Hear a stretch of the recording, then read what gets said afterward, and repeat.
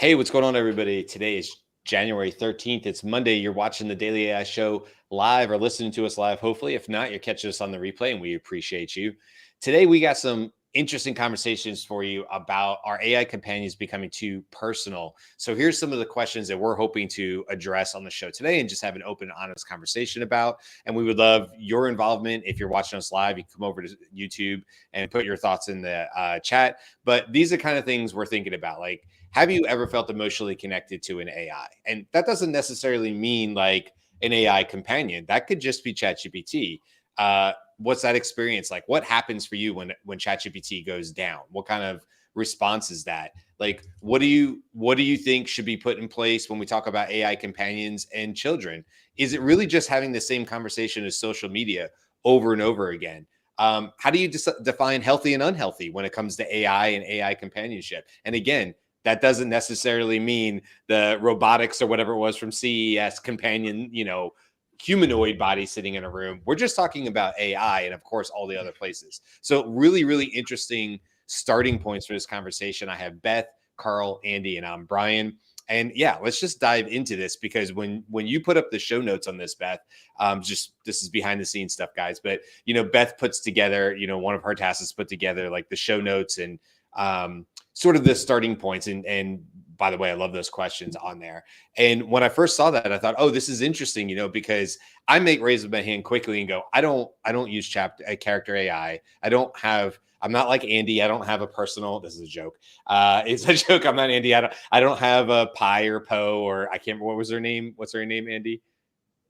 Oh, Lana. You're saying Lana. Yeah, Lana. It was Lana, right? I read his lips actually, and I was like, he said Lana. That's amazing. You did read my lips. That's yeah, which I can't do, but I totally got it when I saw your mouth move.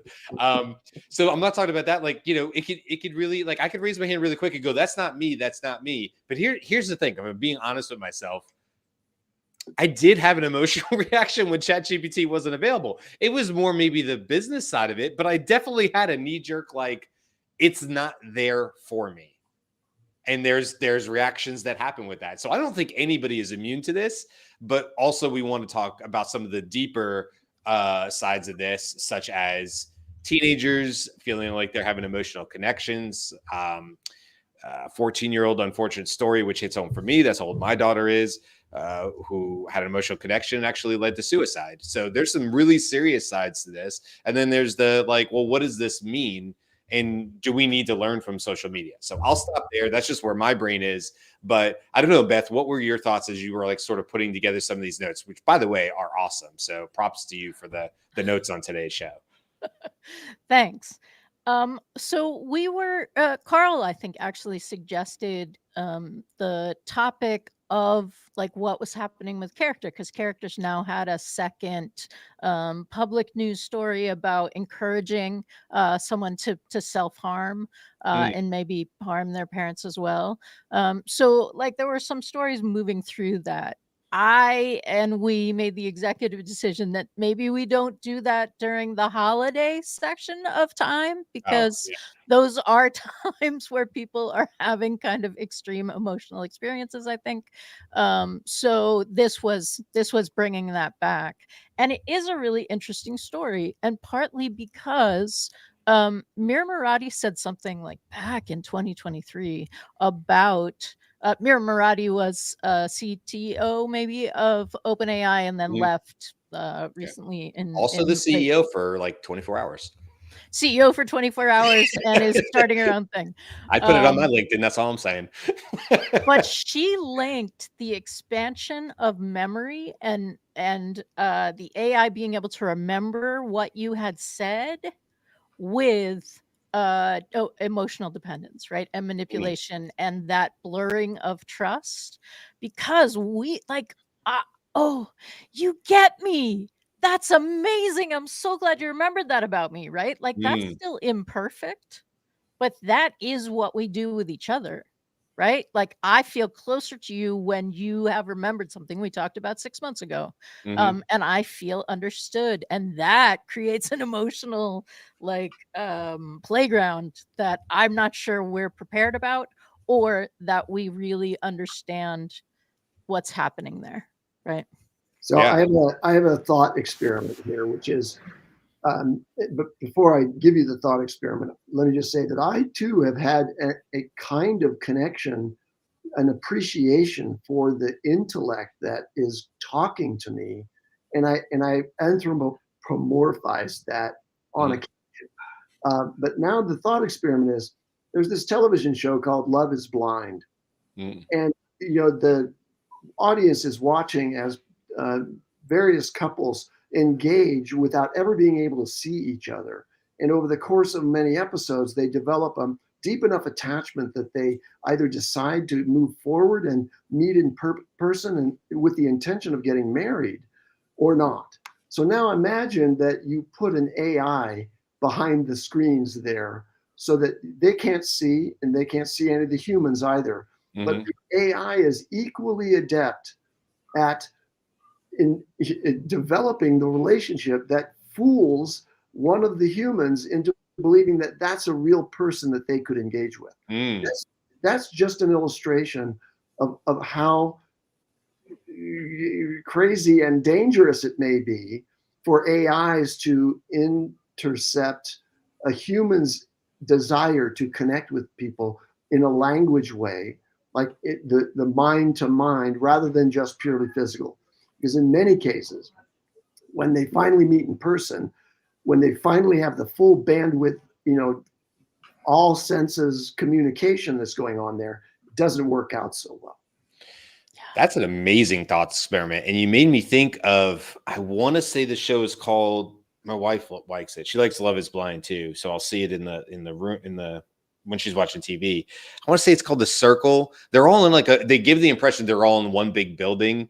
The Circle is different. They do know each other. It's not like behind a curtain, but one person is catfishing on purpose everybody else, and part of the gamemanship of it is to deceive and win, right? Whatever that process is. I don't know. They're always talking from these siloed rooms, but like it's sort of an AI voice that talks to them back, and they said like almost like emoji text and stuff back and forth. It's a little weird. Anyway, you made me think, Andy, like, yeah, what if the show, The Love Is Blind, is like at the end they're like, and also one of the people behind the other side of the wall isn't a person at all.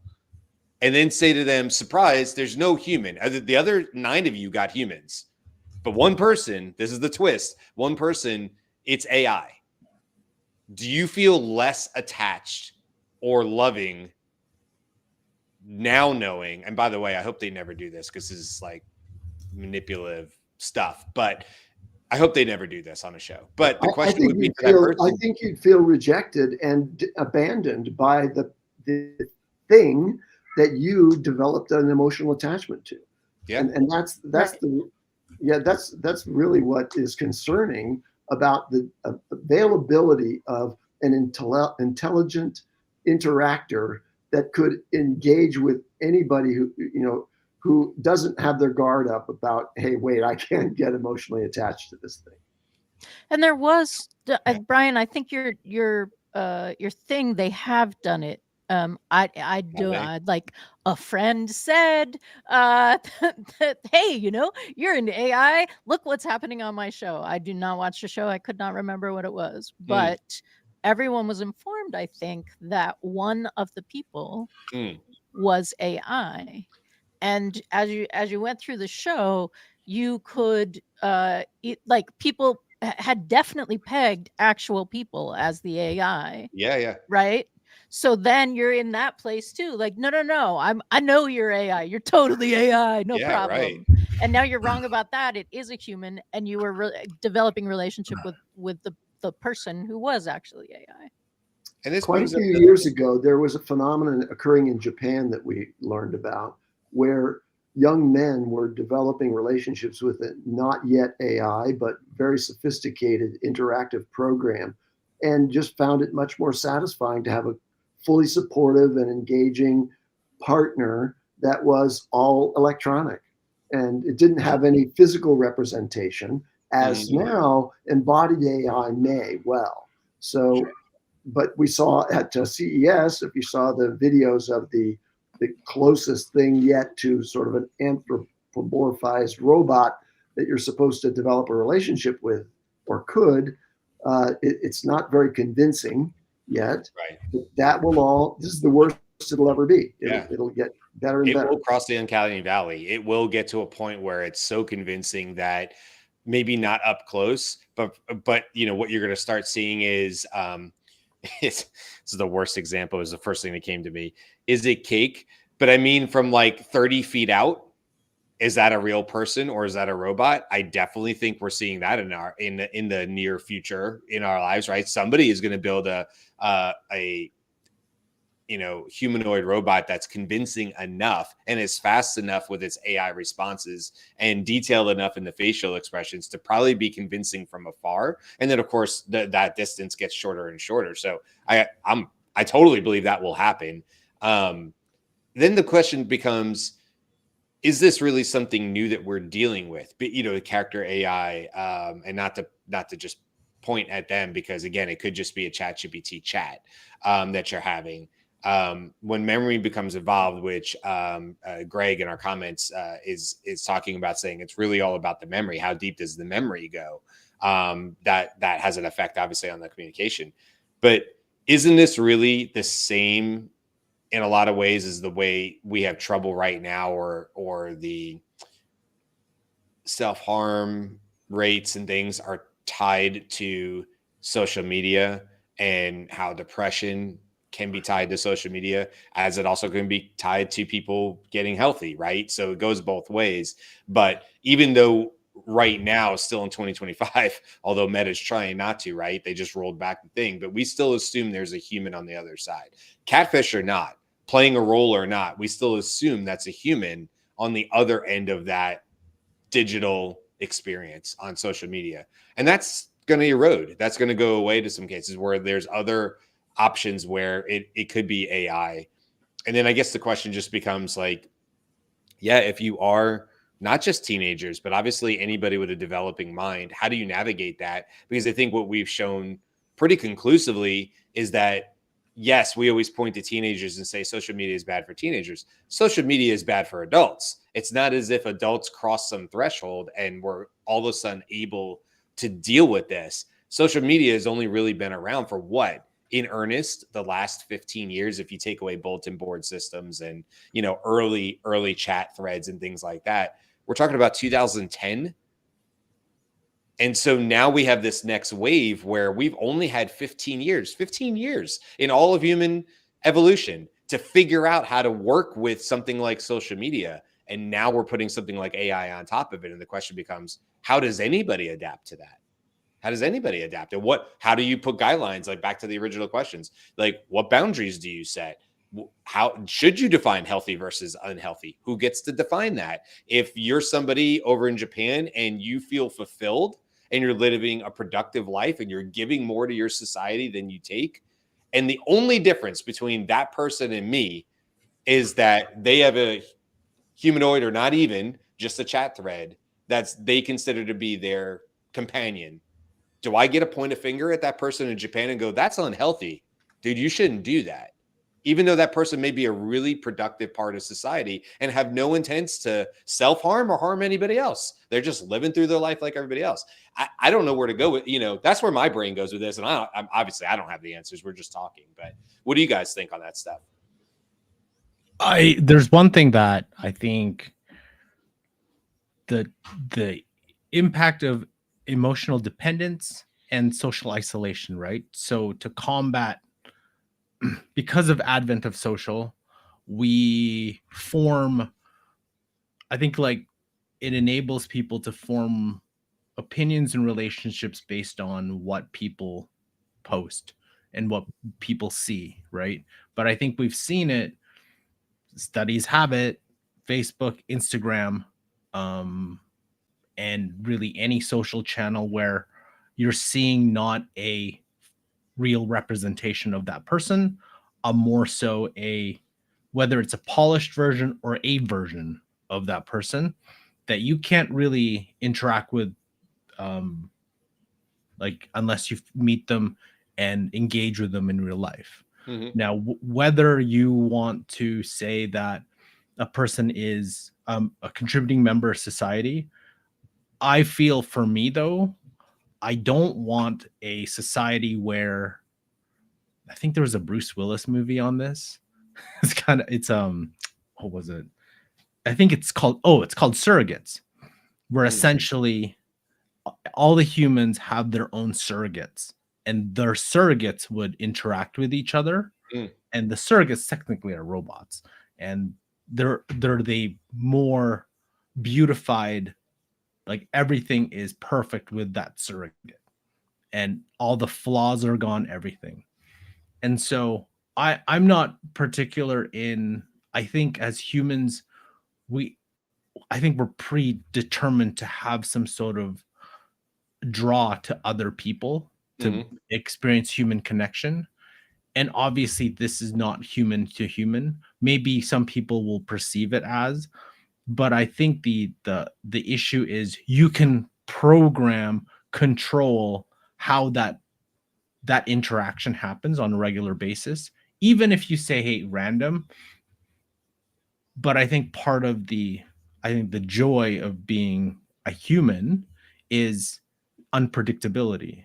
There's no way that, say, the people I'm in my relationships with, the people I work with, the people, my daughter who's 9, my wife or partner who is, her own person, for me to create that, I don't know, for maybe in 10, 20 years, it becomes to where you can create that.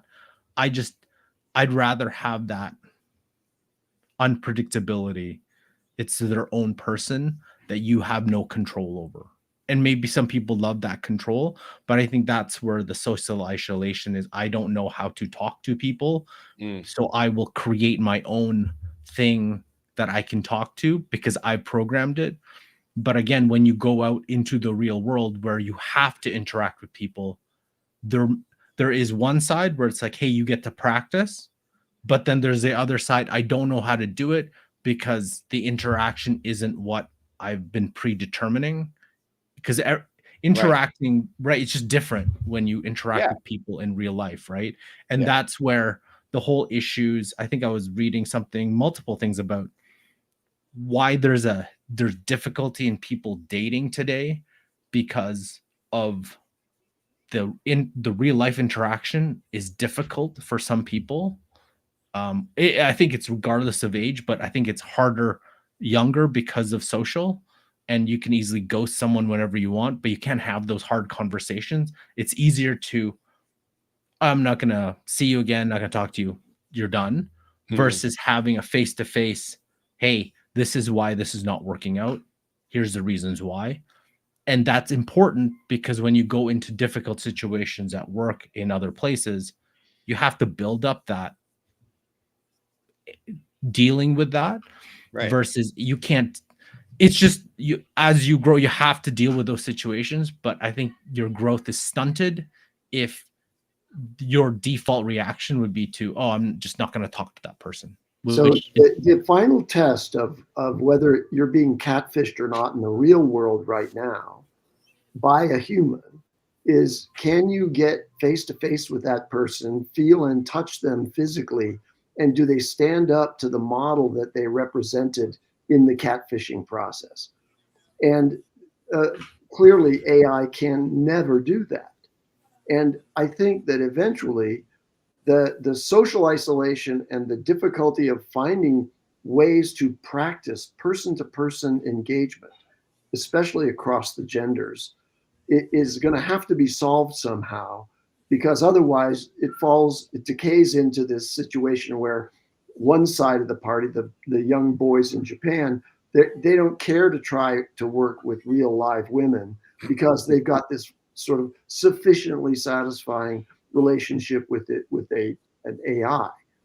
Well, I think that there is nonetheless a need for a simulation that allows you to practice social engagement with a fairly good high fidelity replication of what a human, with a temperature set to the point where they're unpredictable, right, is going to have a conversation with you, and maybe even a face-to-face video reaction kind of engagement that will give you the practice that's needed. But the final test again is, can you go out and real time, live, be with humans face to face and stand up as the practiced person that you want to be? Well, so I think it depends on what kind of practice you're engaging in. It is helpful for me to practice speaking. Yeah. Everyone who watches the show knows it's helpful for me to practice speaking. Practice speaking about a subject that I'm thinking about, but I'm still in my head about, and I'm not in a direct communication back and forth. It is helpful for me to whip up advanced voice mode and say, hey, I want to explain this thing that I have a thought about. Give me feedback, right? Like, okay, that feedback is helpful. Now I try it again. I can do that really quickly. Like I can do that in a 5-minute interaction. And I now have that down a little bit more than I did without that. That's different than, hey, we're both going to pretend that you're a complete stranger and I'm at a cocktail party, which I hate. And like, hey, who do you know here? That doesn't give me practice because that's, like I'm talking to my phone, which I live with and is not a stranger, right? Like that's not a simulation I can create. I want to push back on that. I think that there is conversational practice possible for the social context, right? And while you're using it mostly for examination of sort of the concept space that you're exploring, if you are a young person in high school and you're wanting to practice, not a pickup line, but the entree to a conversation and then the continuation of that conversation, and develop some confidence that you can actually do the repartee, well, I think that AI can serve a very great purpose there in helping people who do have zero practice, right? Like they've just never had the guts to go up to someone that they might be interested in emotionally. Right. They have that sort of unwritten, unspoken attraction, the physical attraction, but they don't know that they can speak to it. So I'm all in favor of giving people practice with that. But as long as they understand that it's practice, don't get emotionally engaged with your practice partner, which is a simulation. Which is hard, right? And I agree with what you're saying. What I was saying was that I can't simulate being freaked out that I'm talking to my phone while I'm practicing with my phone because it's helpful for me, right? Like that scenario, I can't add that in, but I can definitely, yes, and get some feedback about that. But then what happens when like the conversation went really well with your simulation? Like, wow, I felt really understood. And when I did this in real life, oh man, don't I prefer the simulation now? That's the slippery slope, I think. I mean, when you were saying it earlier, Beth, like, oh, you were saying like what your experience is right now, and you're able to easily disconnect the two because they're not, you're like, yeah, no, this is just practice. And this is just me.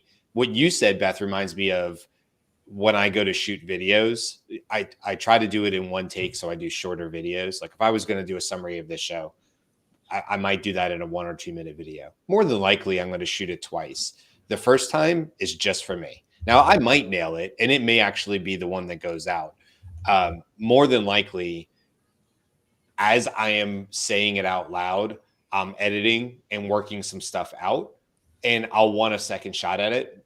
More than likely, I'm going to be more succinct than I was the first time, for sure, because I think I'm a person who thinks out loud. I think out loud on this show. It's quite literally what I do is I'm thinking out loud right now. And that becomes the conversation. But if you gave me this entire show and then said, come back in an hour and talk about it again, I would be more succinct. The other day, we accidentally did press live on the show, and I started the intro twice. Once you guys heard, and once only Andy and Beth heard. The second time was more succinct, for sure. It just was. So I think my point to this is what you're saying, Beth, I get. And there's value in that. I've never done that, but God knows there's value in that, especially if I'm walking into an unsure situation or a different model of conversation that's making me nervous. But then isn't there a slippery slope there that says, well, as this AI technology becomes more advanced, it's going to be able to be more personalized than those recommendations to you, Beth, maybe then to the person. And then if it keeps going down that path, at some point you have something that may feel less like practice and more feel like a replacement. And not saying that you would do that, but would you be wrong for I'm trying to find the right word. Would you be wrong for just following that path and finding yourself at the location? In other words, you weren't seeking out, or we weren't seeking out companionship, but we found ourselves with companionship. I think that's more what I expect, is not that people make a line in the sand and say,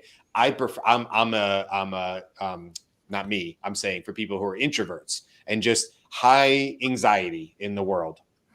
And they're just, I'm just better in my apartment by myself, or whatever this, I don't want to stereotype. I'm in my house by myself, whatever the case is. I like my own space.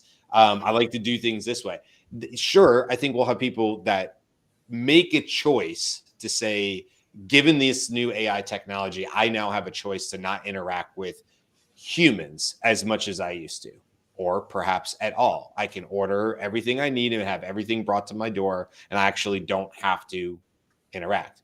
But what I think is more likely, maybe it's not so overt a choice, that rather you fall into it, just as people today fall into doom scrolling, and what they're doom scrolling through are a bunch of images of people that they're interested in visually, but they've been duped by the fact that they're using filters on that side of the presentation. Yeah. And you've seen the before and after pictures of, look, this is what I really look like, and this is what, or here I am talking to you. This is not me. This is a filter. Now I'm going to turn off the filter, and you turn it off, and it's like a totally different person. Yep. So you're going to get tricked into that, and it's not going to be that you said, okay, well, I don't really need to be with people. I think there's still underneath that is the drive, the social drive that you want to be with people, but you get sucked into the attention grabbing media, and it's already happened, right?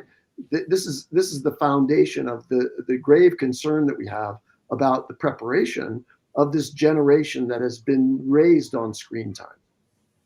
There is one thing, though. I think we are starting to see, and more where, and you're starting to see more social, in real life social activities, run clubs. I think there's meetups or parties that are happening in the mornings. There's decrease in I would guess nighttime or clubs. There's decreased attendance, and you're starting to see bits and pieces of the stats supporting it.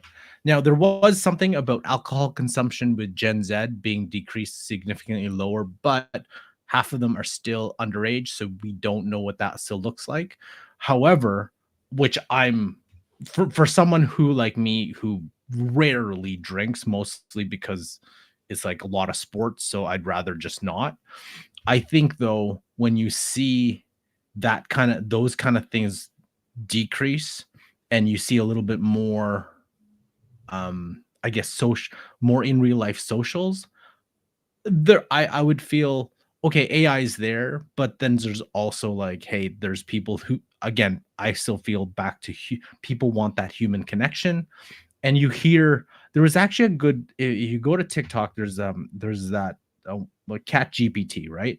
And she has lots of good points, and she talks a lot about Chat GPT, but she was saying how she was at a dinner with like Silicon Valley experts and so on. They were talking about, the next videos on Sora and, all those different things that AI could do. And she was saying, well, haven't you heard what a lot of the teenagers are actually saying? Which they're saying doom scrolling. They are saying like rage bait, all the things that social has, some of the negative connotations of what social is, I guess, people are doing, or the activities that are happening. And so I think there is I don't know if it's a backlash or more so of a, hey, instead of us just being always on our phones virtual, maybe it's the reasons why those run clubs and those more social gatherings in the morning are popping up, because people are kind of wanting that real human connection. And I don't know if that's going to continue or not, but that gives me some hope that's like, hey, people want to get connected with each other, and people are actually starting to see that there's some like negative things of just being on your phone or being on devices all day long. I think look, in the near future, or in the not too distant future, whatever that is, I don't know, a decade, I don't know. I can imagine a day, Saturday or Sunday, we just went through the weekend, where I go out to run some errands. Maybe I go to Lowe's, maybe I go here, maybe I go there, just errands. And most of my experience during that time was interacting with AI robots of some fashion. They could be humanoid, they could be touch point, they could be help me find this in aisle, whatever. And it's a rolling cart of a robot that greets me when I come into Lowe's. Maybe it greets me and it says, "Hey, Brian, welcome back. How did that last project go for you?" And I say, "Actually, it went great, but I picked up the wrong thing. I need those clip thingies that go this way." And I'm holding it up in my hand like normally in Lowe's. And I'm like, "This thing, I need more of these thingies." And it goes, "Yeah, come on with me." And I follow a little robot or whatever. And I may go to 6 or 7 different locations and really never interact with humans. I might be near humans who are also interacting with AI, but I might not be. And so I imagine those days and I go, when I get back to the house and my wife said, how did the errands go? I might have actual conversations where I go, it's funny, the Lowe's robot, the Lowe's robot, when you go in there, it cracked this joke, it caught me off guard or whatever. We talked about this, but then it helped me fix this. Then it brought up this other thing that I wasn't even thinking about. I think it might have saved me some money and time. What do you think about that? It suggested this plant or whatever. And then I was over there and I might tell her about 6 or 7 different conversations I had, and none of them might be with an actual human. None. They may not even have to be humans behind them. It just may be AI at that point. And then what I feel is like, I think, and I imagine myself in this situation, I go, I'm going to be so grateful, to your point, Carl, that I'm back in the house with my wife, and I'm back to having unpredictable conversations, and I'm back to being able to give somebody actual human hug and have that connection and relation with my wife or my family or my friends and whoever that I choose to have in my circle, my inner circle or whatever that may be, my neighbors and stuff like that. I think this is the future. And like I've been saying a lot on this show, I also think this is why, if you were going, I'm not giving investing advice. I know nothing about investing, but if I was going to invest money towards the future, it would be towards things like those in-person running events or companies that put on more 9 a.m. meetups, right? Like people who like companies that do that, maybe from a physical standpoint. It's Carl, like you like to go do physical things. Okay, great. Like, I don't know what we're going to do. We're all going to meet up. We're going to play pickleball. Great, whatever, And then also just the last thought of that is, I keep saying this, but I think this is why live human art is going to have a huge surge in value, because people are going to put a premium on going to a location where something is being created and it's absolutely not AI. 100%. Because you're going to do it for the human experience. Sorry, I know. Go ahead. So just quick, this is one of the reasons that I am bullish on improv. Like, I did improv before AI. I think improv is great, but improv is literally live creation in front of your eyes. It's authentic. Mm-hmm. Right. So like, we didn't rehearse it before. We know the rules in which we're playing. And I think those experiences are going to be more sought after, because it feeds something in us that says this is authentic. And this is a part of that is why I think, the term, there's a lot of creators calling AI slop, that there's, because it's so easy to create, right? Easy to use 11 Labs, easy to use HeyGen to just create like AI type content. And because it's so easy, there's going to be abundance of it.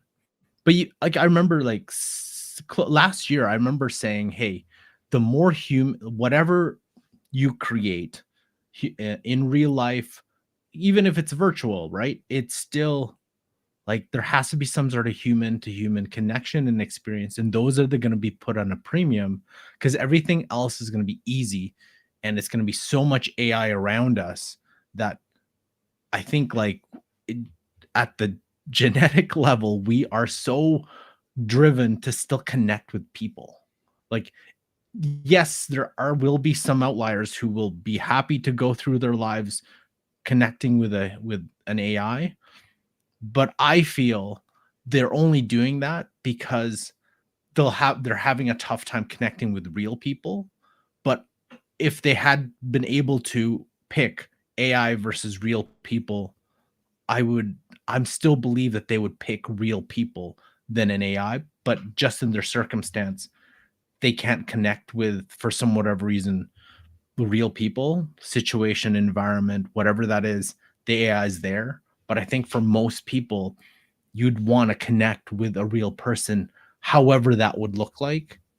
It's just kind of, there's an ingrained nature to us wanting to do that. I really believe that. I think you're right. I just think the only part of that is like, it has to be just as easy. They can desire the human connection, but it has to be just as easy. I mean, Andy mentioned doom scrolling. Why do people doom scroll? Well, I mean, it's right there. It takes no effort on my part, and it's easier than picking up a book. It's easier than a lot of things. I can immediately get mindless entertainment, whatever that might be, through doom scrolling for each individual, whatever the algorithm is bringing my way.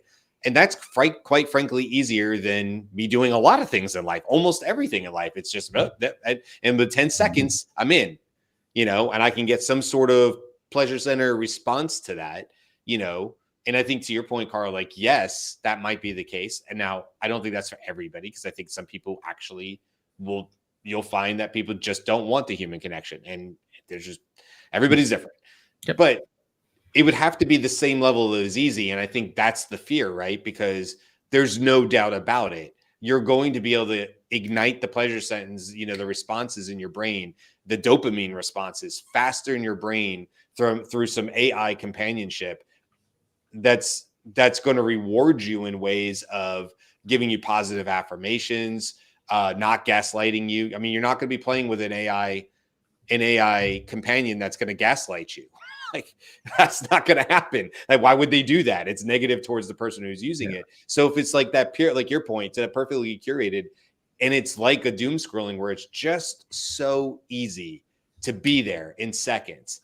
I'm anxious. I want out of this situation. Boom. I'm in a different one with AI. I think that's the fear for me, is that it's going to be so easy that it will default. And it's not that people don't want human connection. It's just that it would be insanely harder to do. There are certain human connections that I want to exit quickly because I'm not getting any juice out of it. For me, a lot of, whether it's media or whether it's a person-to-person interaction, it's a question of, am I gaining any information or learning anything from this conversation? And if you can imagine me at a cocktail party, which doesn't happen, but if I went to a cocktail party and I'm mingling and I engage in a conversation, and there's a person on the other side of that who's really good at keeping the conversation going, but there's just no substance to the conversation, mm-hmm. I get tired of that very quickly, and I'm trying to find a way to get out of it. The same would be true of a social media feed. I'm going to skip by something that's patently, non-informational and try to get to something that's going to teach me something. Mm-hmm. So there is a value in AI that is, it can be full of information that's personalized to you and teach you something in the process, whether it's practice or whether it's actual knowledge. And so it's very engaging and in a sustaining way. But I don't find myself doom scrolling ChatGPT in the sense that I don't carry on long conversations. I'm in and I get the information I need and I'm out. Yeah. Whereas if you have an AI that's been trained like Pi was to be more focused on making sure that you continue the conversation, like, always has the open-ended question that they want you to answer. That can draw you in. And if you attach emotionally to that and are not willing to reject that engagement, then you could get sucked into a fairly useless conversation with Pi. And so, the question becomes, as we sort of, come around full circle back to the intros and talking about tools like Character.AI, well, I guess, look, I'll say this honestly. I don't know if my daughter has ever used that. I don't think so based on all our conversations, but I can't say for sure because I've never asked her that actual question. And I'm sure there's a lot of parents in that scenario, if I'm being honest with you, which is like you have assumptions, but you're not, next to your kids 24/7 and you don't know what they're doing with their friends, or maybe one of their friends is into it or whatever. And so, it comes back to it, like where are the guardrails? How should we be looking at this going forward? And look, I think everything we've said is more on the social side of it, but I think a lot of this could be applied to the business side as well, because we're going to have AI agents, and those AI agents, it would be a mistake to think they won't have emotion built into them, that they won't be an assistant, but not just an assistant that gets you answers quick, to your point, Andy, and makes you more efficient at your work. They may also have a lot of ability to make you feel really great about it and make you want to detach more from your other coworkers because you have this amazing assistant. So to the point that it could be brought on both sides. It's not just personal, but also social, as far as social and business as well. But, and then the other side of that is like, again, where are the definitions of healthy and unhealthy here, and who gets to make those decisions? You were to say something, Beth. Well, so on the business side, I think that I see that starting to happen for me in some ways. And I'm super informed about AI, right? And the AI that I'm going to talk about is Perplexity, right? Perplexity is not trying to give me relationships. It does not have like memory. It's not saving information about the kinds of things that I'm searching. And it has a list of follow-up questions at the bottom. And you can write your own. There's some sort of update thing that happens that really, like, Perplexity fix it because it's a bummer when it happens. But there's some sort of update happens where the questions that you're asking, you're not using the regular follow-up, you're asking your own, doesn't, like, something shifts in that, and it's no longer answering based on the context of the conversation that you're in. And I get very entitled and angry about that, right? Like, I didn't start a new thread. Come on. Just like, why are you telling me about this? This is literally a conversation. I've like given you information about the Daily AI show, the subject that we're talking about. And that is an authentic emotional reaction that I'm having. Like, how are you not understanding me? Because I'm following the rules, right? I'm doing all of the things. And like, it's AI, right? Like when Google just gives me a weird search back, I don't get really angry about it. But my relationship with Perplexity has been set up that I can go really deep in a conversation and it's tracking it as long as we're in the same thread. And when that isn't happening, I am angry. I am authentically reacting emotionally to this, that it's not being what I expected it to be. You're 100% right. I've definitely emotionally reacted to ChatGPT. I've walked out of my office in frustration if it's in the evening and my wife is around and she's like, "What's going on?" I was like, "Everything was going fine." And then, or Andy, what you're dealing with Replit, like Andy's, whether you want to talk about it or not, Andy, like Andy's situation with Replit, I might have thrown a computer by the time I'm at where you're a lot calmer than I am. And it would have been wrong and it would have been dumb and, Neanderthalish of me. But like the situation you're dealing with Replit, that takes all of the patience. And it's hard not to get emotional about what the program is trying to do, Yeah, I agree. My impatience comes from the circularity of the exchanges with the agent, where it'll make a mistake and it'll be so apologetic and say, "Oh yes, you're right. I'm gonna fix that," and then it comes back and it states, or maybe it or another of the agents in this multi-agent system, which is coding, states once again exactly what they were doing before, which was wrong. So it's like they're not talking to each other, and so my frustration is because of the irrationality of the exchange. If it were with a human, I would get angry with the human and say, wait, I expect more of you. In this case, with the AI, I can't expect more of it. And so it does require a lot of patience and self-regulation to continue, and persistence pays, as Beth pointed out to me the other day, because literally after weeks of trying to get past an enormous tangle that was created by the coding agent in this application I'm working on, eventually, laboriously, tediously, I managed to get back to where I was. But it cost way too much in time and patience to do that. Right. Yeah, I would say a lot of time, but just based on the stories you've shared with us on that, and I don't know, you have patience of a saint as far as I'm concerned with some of the stuff you've dealt with it, and you're getting there. But I love what you said, which I think is really important, which is, hey, if this was a human, I'd be disappointed, because who wouldn't be disappointed if you had this whole conversation with somebody and they'd say, I understand what you need now, Andy. Let me go away, and I'll come back in an hour at the answer. And then they come back and they present exactly the same problems with nothing changed. You'd be like, what did you do for an hour? Like, you came back, so you'd be disappointed in a human that, like, at a basic level, like, come on now, we just had this conversation and you don't seem to remember anything. Like, that would be beyond frustrating. The problem, I think, is Replit, any of them, they're going to get infinitely smarter, and our barrier between what we're able to distinguish and say it's AI, of course it wouldn't know, that's going to erode.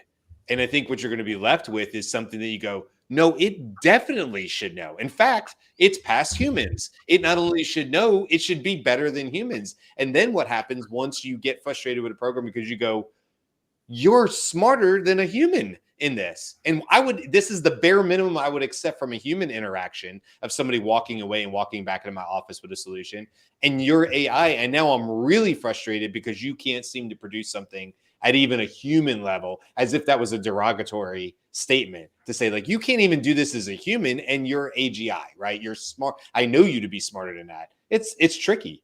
And this, I think, is part of what Jan LeCun is talking about in terms of the current AI is not as smart as your cat, right? Like, your cat may run into the wall once and, like, step back and reassess. But if there's not something, like, wrong with the cat is not going to run into the wall twice, right? Because the cat is actually building context based on the experiences that it's having.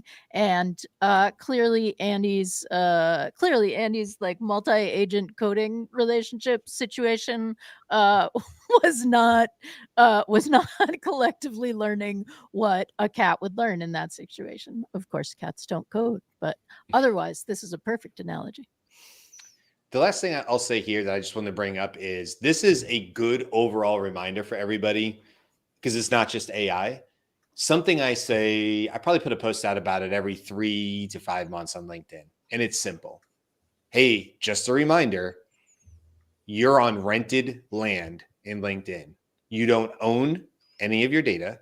You don't have any say on how this conversation goes. And if LinkedIn, in all its infinite wisdom, wants to flip a switch and kick you off their platform, guess what? They're entitled to do so. You don't have much say, if at all, in this conversation. And this happens all the time. And so my point to that post is to back up your data, right? LinkedIn does have a very easy way to back up your connections and stuff. So you do have some recourse, but to start over with a brand new profile and then reach out to those people would be very laborious. And people have a panic attack reaction when they think their LinkedIn has not just been banned, or, as they put it, as the saying goes, put in LinkedIn jail for a couple of days, because LinkedIn has slapped them a little bit and said, hey, you got to cool off for a couple of days and then we'll let you back in, because that's what they do. And people go, okay, I was put in LinkedIn jail. But I will tell you, as somebody who ran LinkedIn strategy for many years at scale before I moved over to AI, and I still work on LinkedIn strategy, the conversations I've had with either clients or other people this has happened to, where they said, I'm panicking, I've lost everything on LinkedIn, and it appears that they've kicked me off. Okay, that's just a social media account and LinkedIn for Business. Just think about what happens when something like a Character.AI, the corporations behind it, decide that either you got to pay to play to keep going out of the blue, or they're now threatening you to delete it, or they think you've done something inappropriate by their standards and they're going to delete it. Tell me that the suicide rates don't go through the roof once that starts happening, because people are not just going to panic like their LinkedIn program, their profile went away. They're going to panic like somebody just killed the person they have an emotional attachment to. And then what happens if you can leverage that as the company? Hey, you want to keep having this conversation that, by the way, has been going for months on end? Well, now there's a new pricing tier. Yeah, where does that responsibility lie? And in the US, should the TikTok ban actually go through, we're going to be living the experiment of that. Sure. Right? If like in the US after the 19th, we're not able to get to TikTok. Yeah. Listen, I want to make sure I call out, there's been so many good conversations, not only conversations in the comments that are adjacent to ours in terms of what people are using AI for. People have been talking about, having some insight knowledge into what's already out there that, maybe publicly we don't know. People talking about actually using ChatGPT and it helping them, through different emotional scenarios and things like that, which is amazing. And just a lot of other conversations from Gareth and Gwen and Justin and Jude and CJ and Sheldon and Jen, and I'm sure I'm missing a few more people. Jeff and yes, thank you, Gareth is in there. Yeah, I know. I was like, it's so many now, I can't even do it, which is a great problem to have. But you're appreciated, and I've been reading all of them. And thank you for sharing your stories, because some of them I feel like are personal stories, and I think you're super awesome for wanting to bring that into the conversation for other people to learn from and stuff like that. So you guys are the best. We'll leave it there for today. Great conversation. I am sure we'll come back to this one. But these are the fun ones when it's like, scary. Yes, it's not that it's fun in that way, but it's a good conversation. And if nothing else, hopefully our us as well as our audience is walking away and just thinking, I may have to think about this a little bit more. Or am I slowly sinking into this? And I don't know what's happening to me, but I may just realize one day that I am very much emotionally connected to my AI in whatever scenario that was, even if that was never my intent to be there. Yeah. Hey, tomorrow we have, we're talking about an idea that came from Jude. Yep. Jude, you're the best. Jude had this idea about how far can you get, totally different topic, how far can you get on free AI tools? So that's something we're going to talk about tomorrow. If you have a $0 budget, how far can you go with AI? And, I think you can go pretty far, but we're going to talk about that tomorrow. Like, where is your strategy? What do you do? So Jude brought that up in the comments, and just to let you know, look, we're looking at the comments all the time. We will be talking about that. Cisco just asked, where's Jyunmi? Jyunmi will be back this week. Just took a little time away. So had some tech issues and other things he's working with. But yes, absolutely, Jyunmi will be back. Hasn't gone anywhere. Thank you for missing them, though. That's cool of you guys to call that out. So that's it. We'll be back tomorrow with another great one. Wednesday will be the news, and then the rest of the week. Don't forget to go to the DailyAIShow.com. You can sign up for our newsletter. I think it was issue 32, went out yesterday. It was a good one. You missed it, but you can sign up and not miss the next one. So you can sign up for the free newsletter and do that. And of course, you can see everything about our show. Like and subscribe. It helps a ton. And thank you. Thank you to everybody in the comments, because all your comments help us a ton as well in terms of getting out, because you're showing engagement, which is definitely helping us see and reach other new people on the YouTube platform. So you guys are the best. All right. That's it, guys. We will see you tomorrow to talk about free AI tools. Bye.